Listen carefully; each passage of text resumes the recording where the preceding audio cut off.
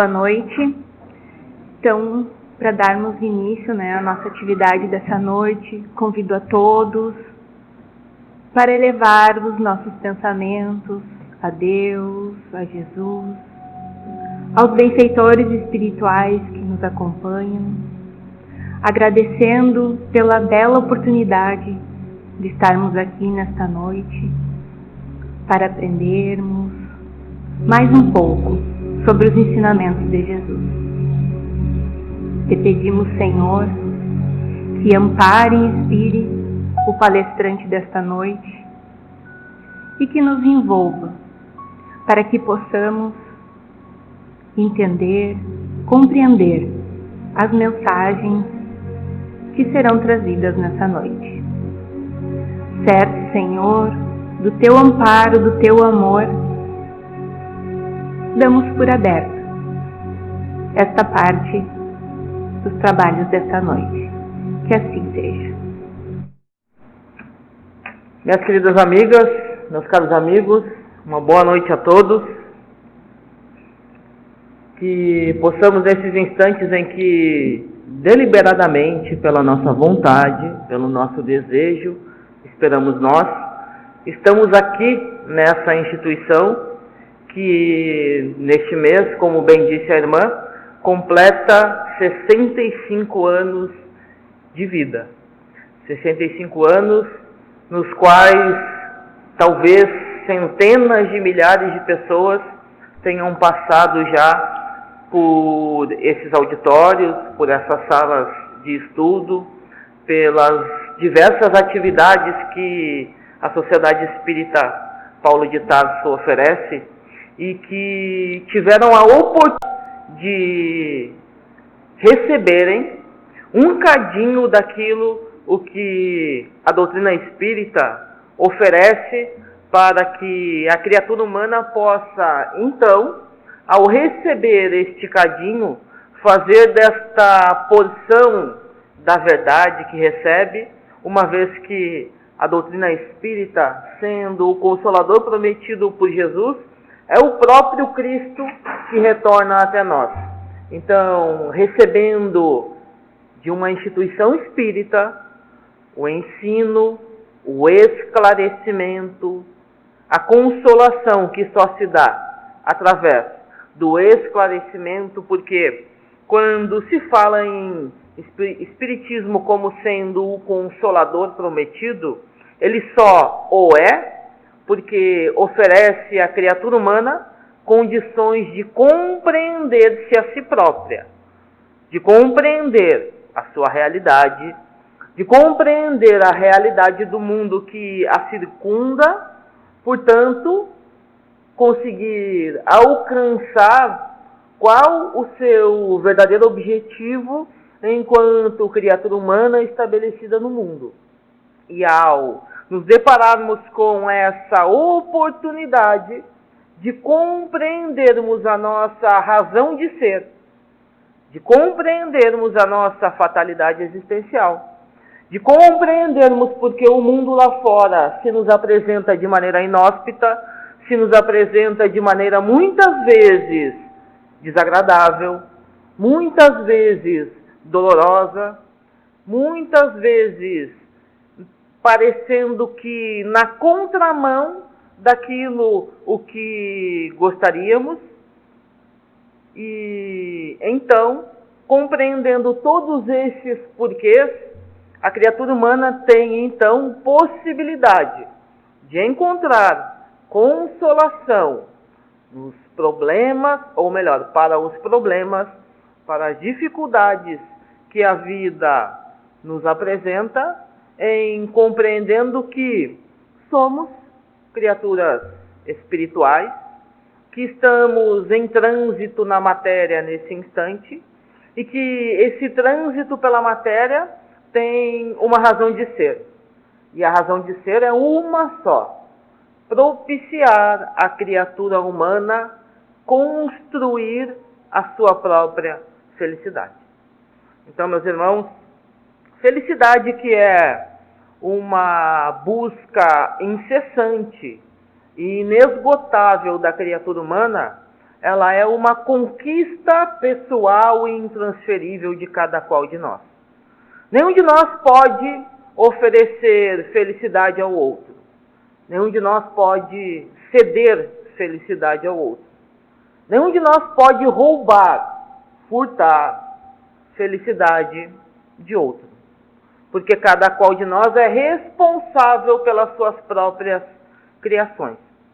Cada qual de nós é responsável pelas suas construções íntimas que demandarão as colheitas na vida ou na existência atual, bem como nas existências vindouras.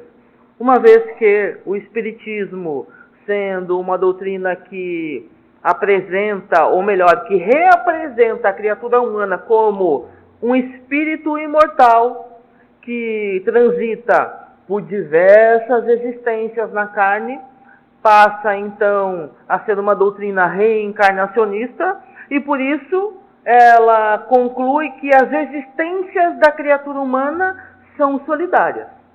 Elas se interligam, elas interdependem.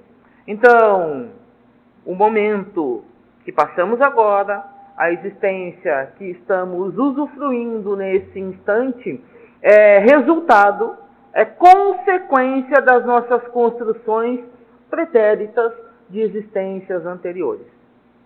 Isso dito porque talvez não saibamos aqui se tem alguém que esteja por primeira vez assistindo a uma atividade pública proposta por qualquer instituição espírita.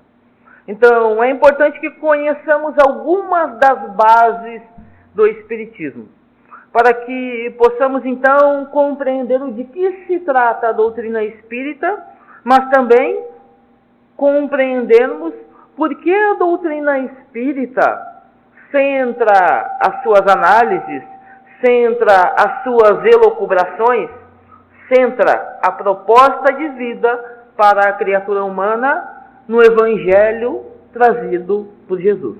A Boa Nova, as boas notícias trazidas por Jesus. Porque Allan Kardec, quando publica uma obra chamada O Livro dos Espíritos, obra fundamental da doutrina espírita, a revelação espírita está ali, por ser a primeira obra, é quando o Espiritismo se apresenta à humanidade, ali, nessa obra que começa a estabelecer as bases da doutrina espírita, há uma questão emblemática e fundamental para a nossa compreensão. Fundamental, dizemos mais, para a nossa razão de ser. Podemos ampliar ainda o pensamento. Fundamental, essencial, primordial para as nossas existências. Mais do que isso, questão principal responsável pela construção da felicidade humana.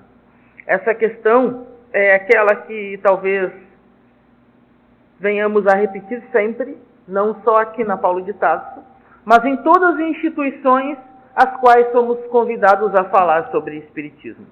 Porque falar de Espiritismo é falar de Jesus. Mas por quê? Porque lá no Livro dos Espíritos, a questão 625, ou melhor, na questão 625, Allan Kardec pergunta aos bons espíritos se em algum momento Deus ofereceu à humanidade, ou melhor, não é se. A pergunta de Kardec é direta, não há condicional, é uma pergunta direta.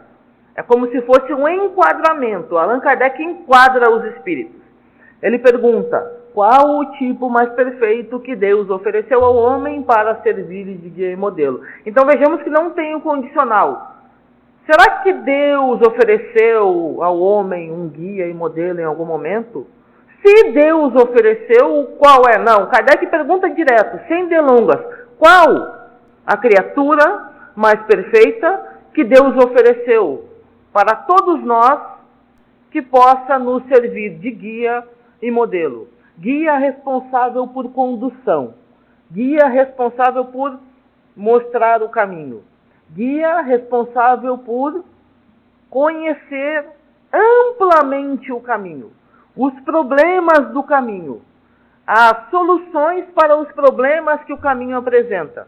Os problemas que ninguém cogitou que pudesse o caminho apresentar. As soluções para os problemas que ninguém cogitou que o caminho pudesse apresentar. Enfim, alguém que domine amplamente, incondicionalmente, o caminho que a criatura humana deve fazer para ser feliz.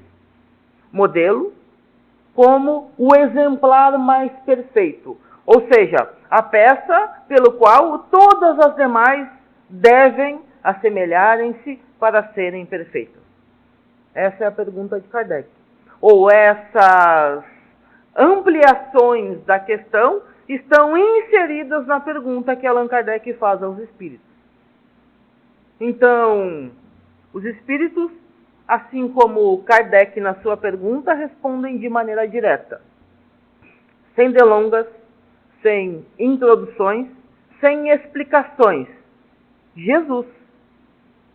Então, Jesus é esse ser mais perfeito que nos deve servir de guia e modelo e que nós, então, obrigatoriamente necessitamos conhecer.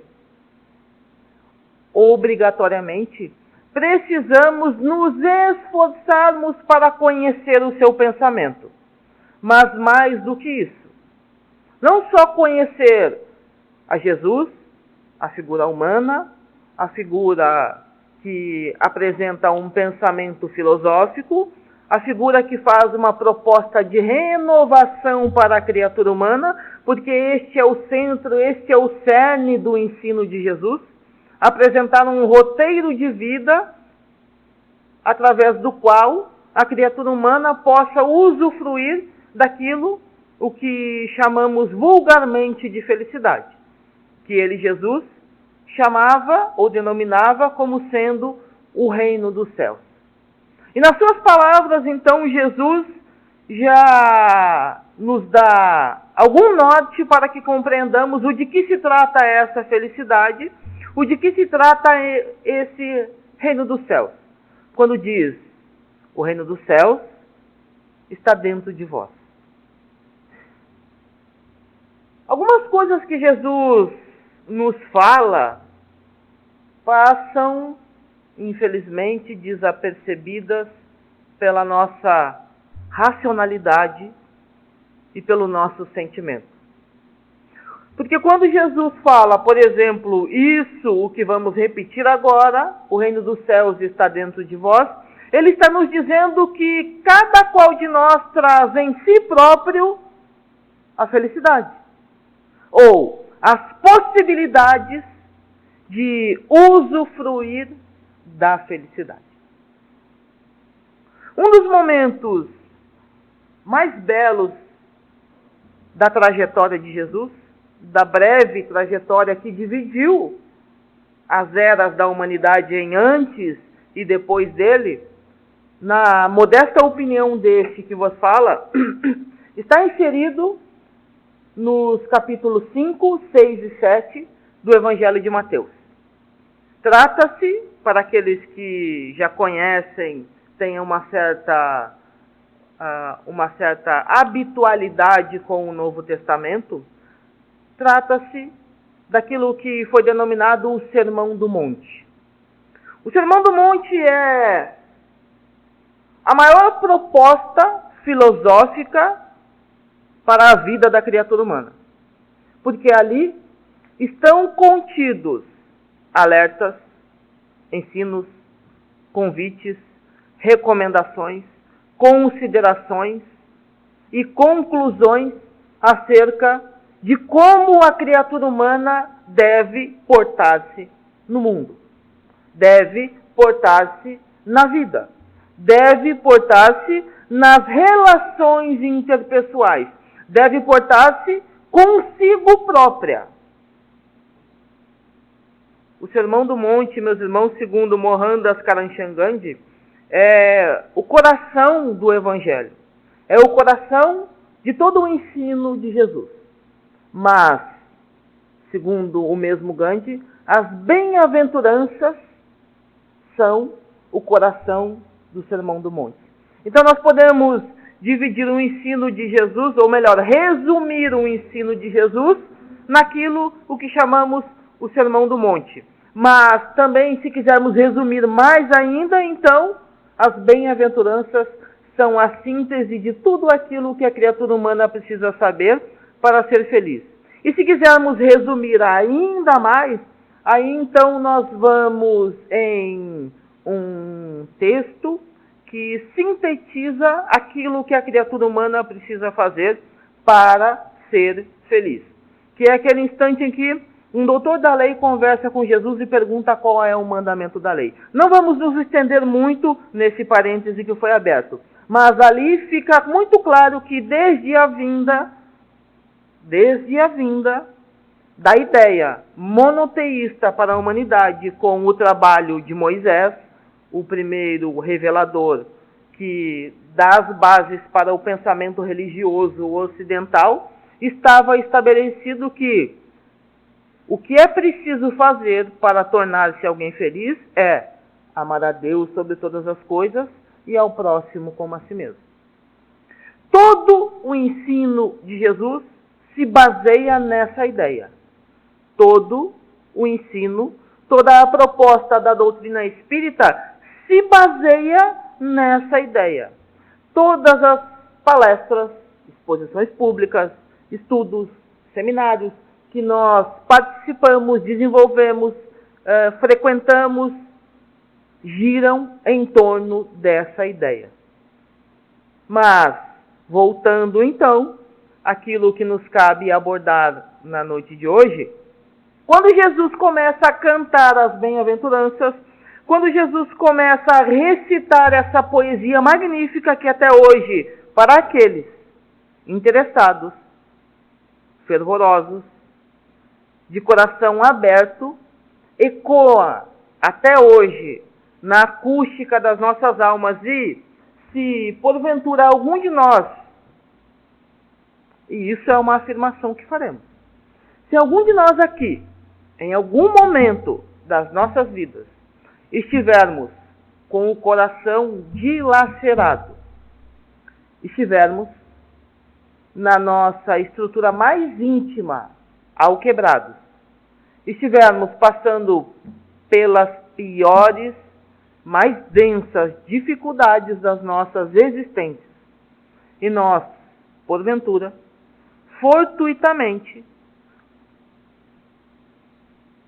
talvez por até mesmo se desconhecermos o Sermão do Monte, ou se buscarmos ele de maneira deliberada naquele instante, e começarmos a ler aquilo que é chamado de bem-aventuranças, é impossível você não sentir, você não vivenciar, experienciar a vibração divina que ninguém passa por um momento de dificuldade e busca as bem-aventuranças sem notar, perceber que algo diferente lhe acontece. Que uma força que talvez não soubesse, não conhecesse, ou não acreditasse que pudesse ter, brota da criatura humana. Humberto de Campos diz que, um pouco antes de Jesus cantar as bem-aventuranças, alguns companheiros que gostariam de se colocar à disposição do trabalho na seara de Deus, tendo Jesus como referencial, se apresentaram a alguns discípulos. E estes eram criaturas normais, como quaisquer um de nós, como quaisquer um dos discípulos de Jesus naquele instante, porque eram homens. E ao invés de serem abraçados, acolhidos por aqueles que eles procuraram, eles foram espezinhados pelos discípulos de Jesus. Apontando para eles, apontando a eles, as suas dificuldades, as suas fraquezas, as suas viciações, ao invés de procurar naquelas criaturas alguma virtude que pudesse ser explorada.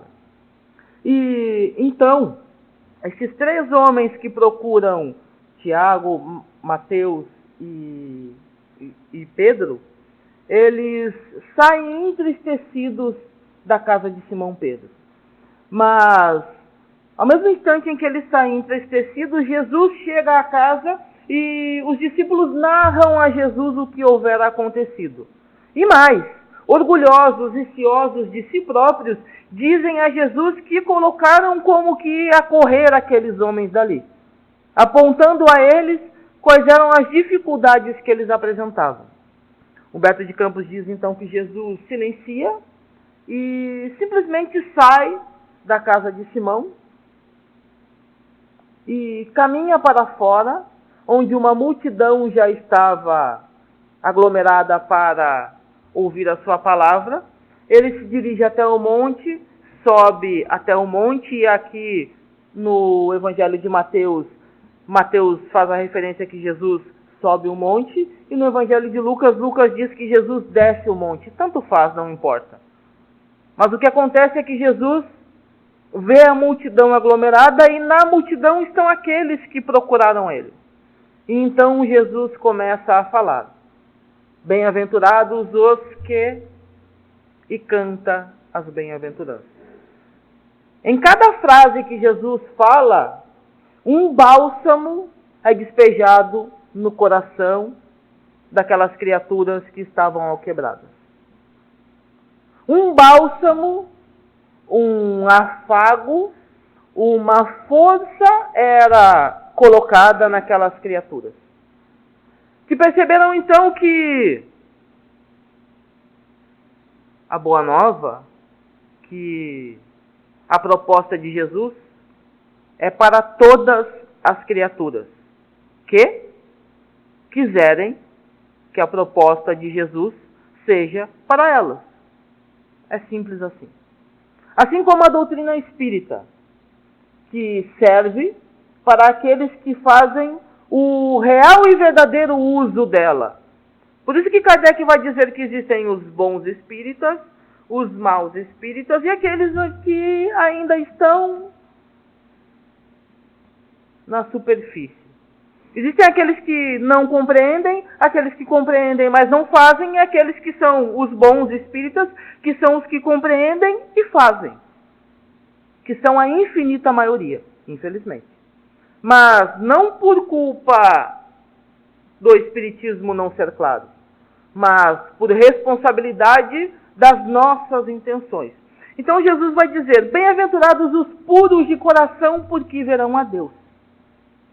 Essa é uma das afirmações que Jesus faz no Sermão do Monte. E aqui, meus irmãos, fazemos uma consideração interessante. Porque os estudiosos da língua aramaica, que era falada à época de Jesus, dizem que a palavra que Jesus se utiliza para designar bem-aventurança, ou seja, ventura, é a mesma que era usada no Antigo Testamento para designar a ventura, não a aventura Indiana Jones, ventura, felicidade, estado de espírito, estado d'alma, para designar a ventura daqueles que eram os enviados de Deus para trazerem alguma mensagem ao povo. Ou seja, aqueles que mais tarde, pela Igreja Católica Apostólica Romana, foram denominados anjos, que eram enviados de Deus. Essa palavra, ventura, ela designava as características, ou seja, uma característica daquelas criaturas. Eram bem-aventurados, ou seja, bem-aventurado ou boa ventura, ventura é uma condição de criaturas que conseguiram alcançar um estado interior diverso da grande massa. Um estado interior que por Jesus era denominado aquilo que, repetimos, é o reino dos céus. Que para nós é a felicidade tão sonhada, tão buscada e pouco alcançada. Então, quando Jesus inicia as bem-aventuranças, ele inicia o sermão pela conclusão. Porque ele vai dizer que as criaturas venturosas, as criaturas que estão em plenitude, que são felizes, apresentam essas características.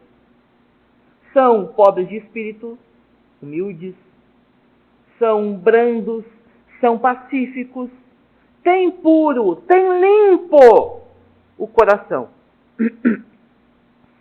Então vejamos, se nós quisermos sermos criaturas felizes, obrigatoriamente, não é uma condição postergável, não é uma condição opcional, é uma condição obrigatória. Nós precisamos ter limpo, ter puro o coração. O que isso quer dizer? Isso quer dizer mais ou menos aquilo que Allan Kardec vai abranger no capítulo 8º do Evangelho segundo o Espiritismo, que tem esse título: Bem-aventurados os que têm puro o coração. Um exemplo que Allan Kardec dá é aquele que Jesus mesmo dá quando diz que o reino dos céus é para aqueles que se assemelham às crianças, que se assemelham às criancinhas. Por quê? Porque na nossa mentalidade, a criança é um ser puro. A criança é um ser que está livre de mácula e que, a partir do seu desenvolvimento, começa a receber do mundo, da educação, dos pais, das situações que a vida vai as conduzindo, as impressões pelas quais ela tornar-se-á um ser adulto e maduro. Só que a gente sabe, nós que somos espíritas, que não é bem assim. A criança não é um ser puro. A criança é um espírito como quaisquer um de nós. A diferença está que na criança não estão ainda desenvolvidos os órgãos físicos que possibilitam o espírito se apresentar conforme ele é, com as suas tendências, com as suas virtudes, com algumas condições. Claro que em alguns casos específicos a criança já apresenta algumas tendências, algumas aptidões já em tenra idade, mas isso são casos de grande minoria. A referência é que quando nós vemos a criança como um ser puro, sem mácula, sem maldade no coração, é essa a ideia que Jesus quer apresentar. Que para usufruir do reino dos céus é preciso ser puro como uma criança. Mas o que consistiria essa pureza de coração, então? Respondamos cada um de nós na nossa intimidade. Vou fazer uma pergunta aos irmãos. Com que olhos você vê, você analisa e você julga uma situação de crime hediondo? Seja qual crime for. Com que olhos você vê, você analisa, você julga o erro do seu semelhante? Com que olhos, qual o julgamento que você dá para aquelas pessoas que não pensam como você? Política, religião, futebol, novela, qualquer coisa.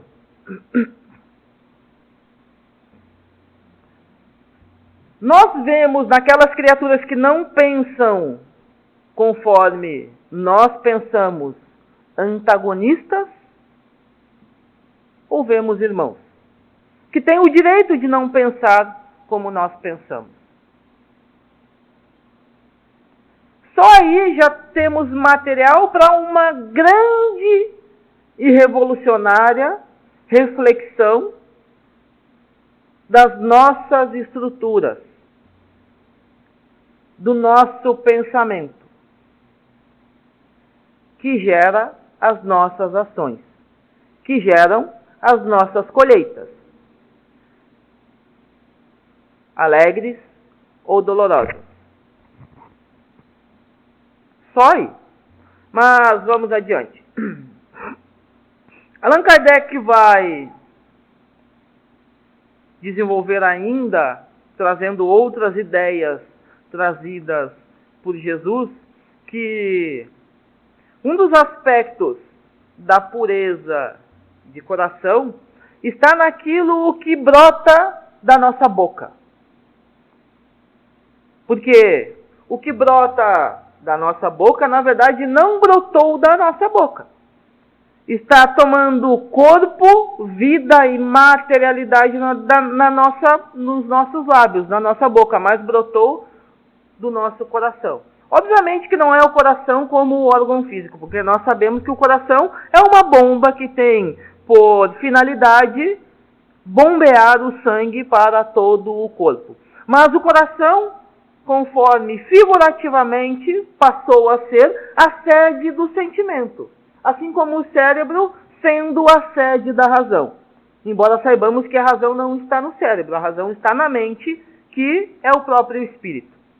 Mas nós diferenciamos o cérebro como razão, como inteligência, coração como sentimento, emotividade. O que está guardado nos nossos corações?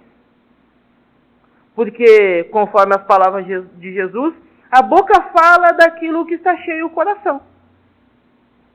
E muitas vezes nós somos impulsivos e falamos a primeira coisa que vem à cabeça.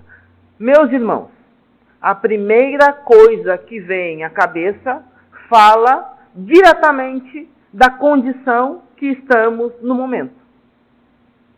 Porque o que vem no impulso, o que vem de maneira irrefletida, reflete o nosso íntimo.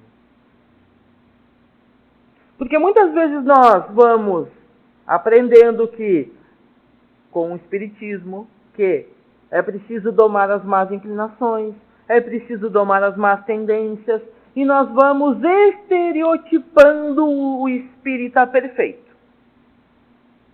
Nós vamos criando um estereótipo, ou seja, uma aparência externa que acreditamos ser a ideal para a criatura transformada, mas interiormente nós não modificamos nada. Então algumas vezes eu já trouxe, sem querer fazer autobiografia, mas a própria experiência vivida por mim, que é a experiência de alguém que chegou na casa espírita e viu todo mundo falando baixo. Todo mundo falando mansinho. Seja bem-vindo, irmão. Boa noite, irmão. Fique em paz, irmão. Vá com Deus, irmão. E quando eu vi, eu estava, você também, irmão. E durante alguns anos eu fui trazendo essa característica, até da minha fala, na forma das minhas exposições. Só que a vida vai nos apresentando situações em que nós somos colocados em teste, e em muitos testes eu vi que eu estava fracassando. Que apesar de começar a estereotipar o espírita, até mesmo na minha fala, na minha postura, que era reflexo do meu coração, que era reflexo do meu pensamento, da minha ação, nada se modificava. Nada. Então, num determinado momento, eu rompi com o estereótipo. Eu falei, não. A minha característica pessoal não é essa. Eu sou alguém extrovertido, eu sou alguém brincalhão, eu sou alguém que é piadista, e quem me conhece, poucos daqui me conhecem fora da casa espírita. Eu sou alguém que eu falo muita piada, eu tenho muito engraçado sobre as situações. Só que as pessoas que não me conhecem não acreditam nisso, e às vezes convivendo com alguns espíritas aí fora das portas da casa espírita, as pessoas se surpreendem, mas eu nunca pensei que você fosse assim. Porque você fala baixo, fala manso. Então, aí tem uns 4 anos eu falei o seguinte, rompi com o estereótipo, vou deixar de ser hipócrita. Eu sou o que sou, tenho me esforçado para me modificar, mas as minhas características são essas. Então, meus irmãos, cada qual de nós, o que nós queremos dizer com isso é que cada qual de nós temos as características individuais. Temos as nossas características. Temos a nossa forma de interagir com as questões. Uns de nós somos mais racionais, outros de nós somos mais introspectivos, outros somos mais emotivos, outros... Nós não temos que olhar para as pessoas ou para um estereótipo e tentar nos equipararmos ao estereótipo. Nós temos que olhar para dentro de nós, Porque quando Jesus fala em pureza de coração, ele está falando primeiramente em humildade. Humildade. A humildade, meus irmãos, é o oposto da vaidade, do orgulho. Então, a criatura humilde, ela extirpa de si própria o orgulho, que faz com que ela ache que ela é a melhor de todas, a última bolachinha do pacote, o último copinho d'água do deserto, enfim, todos esses trocadilhos. Mas a criatura que é humilde, ela procura conhecer-se a si própria. Então, conhecendo a si próprio, ela vai saber aquilo que ela tem de virtude, sem gabar-se da sua virtude, porque daí já não é mais humilde, mas se ela é uma pessoa que tem uma inteligência bem desenvolvida, eu tenho uma inteligência bem desenvolvida. Não tem problema nenhum nisso. Não há problema nenhum nisso. Se ela tem uma boa capacidade de persuasão, eu tenho uma boa capacidade de persuasão. Só que ela tem que conhecer as suas características, as suas potencialidades, as suas virtudes, mas ela tem que também procurar escanear na sua estrutura aquilo que é o que chamamos de lodo. O que Joana de Ângeles chama de as sombras. Ela tem que escanear em si própria aquilo que precisa ser extirpado da sua estrutura, do seu coração. Então ela precisa fazer um mergulho interior para, nessa busca do autoconhecimento, ela saber quais são as máculas que traz no seu coração. Só trabalha a virtude aquele que identifica os defeitos. Só. Porque, na verdade, trabalhar virtude é destruir os defeitos. Porque a gente pensa que, agora eu vou trabalhar a paciência. Amanhã eu trabalho a benevolência. Hoje eu vou trabalhar a paciência. Meus irmãos, quando falamos em virtude, os Espíritos nos dizem que, em outras palavras, que tá bom, vamos então pegar os aspectos da virtude e trazer como características para que didaticamente nós possamos compreender. Então daí nós pegamos humildade, nós pegamos paciência, benevolência, indulgência e vamos dizer quais são as características da indulgência, da humildade. Só que os Espíritos vão nos dizer que virtude, isso aqui está no Evangelho segundo o Espiritismo, virtude no mais elevado, no mais alto grau, é o conjunto. Não é aspecto individual, não é aspecto separado. Virtude, no mais alto grau, é o conjunto das características do homem de bem. Então é virtuoso aquele que apresenta as características do homem de bem. E aquele que apresenta as características do homem de bem, ele trabalha a virtude como sendo uma única coisa, que se consegue a partir daquele mandamento maior. Amar a Deus sobre todas as coisas e ao próximo como a si mesmo. Amar ao próximo como a si mesmo é a ferramenta pelo qual a criatura humana constrói a sua felicidade. É o que está posto pela doutrina espírita quando traz-nos o conceito de que fora da caridade não há salvação. A caridade é o agente movimentador e modificador da criatura humana. Não há outra possibilidade. Só que, meus irmãos, não confundamos as coisas. A caridade, na verdade, ela não é a primeira ação. O que queremos dizer com isso? Vamos tentar explicar melhor, não ficou bem colocado isso. Mas a caridade não é através da caridade que a criatura se modifica. Assim ficou melhor. Então não é eu fazendo algo que eu vou me modificar. É me modificando que o peso das minhas ações será diferente. Porque a caridade ela é norteada pelo agente movimentador da criatura. Então, se nós não nos modificarmos interiormente, se não procurarmos extirparmos os nossos defeitos, o agente movimentador para as nossas ações, muito provavelmente, serão diferentes daqueles que têm que ser. Porque o primeiro e o único agente que conduz a criatura humana na direção do seu semelhante para fazer o bem a ele, chama-se piedade. É o que está no Evangelho segundo o Espiritismo. A piedade é a irmã mais próxima da caridade. É a piedade que movimenta a criatura humana na direção do seu semelhante, porque eu não consigo ficar inerte, parado, frente à dor do meu semelhante. É o exemplo que Jesus dá na parábola do bom samaritano. O samaritano viu o homem caído e Jesus diz, se encheu de misericórdia. Vinha um samaritano pelo caminho e vendo o homem caído, se encheu de misericórdia. Ou seja, teve compaixão. E não importa quem era a criatura, ele foi e fez tudo o que podia fazer.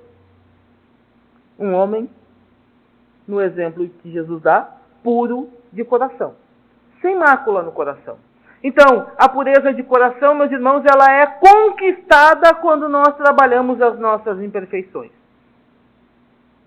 Essa é a síntese de todos esses 45 minutos que falamos e que já nos estendemos um pouco além do tempo e finalizamos a nossa exposição parabenizando aos trabalhadores da Sociedade Espírita Paulo de Tarso, bem como aos seus frequentadores e todos aqueles que um dia adentrarão a essas portas. Que possamos todos nós encontrarmos aqui um cadinho da luz divina. E que essa luz possa penetrar-nos enquanto criaturas espirituais e possibilitar a nós que façamos o nosso trabalho de resplandecermos a luz divina que jaz dormente em muitos de nós. Que Deus nos abençoe e tenhamos todos muita paz.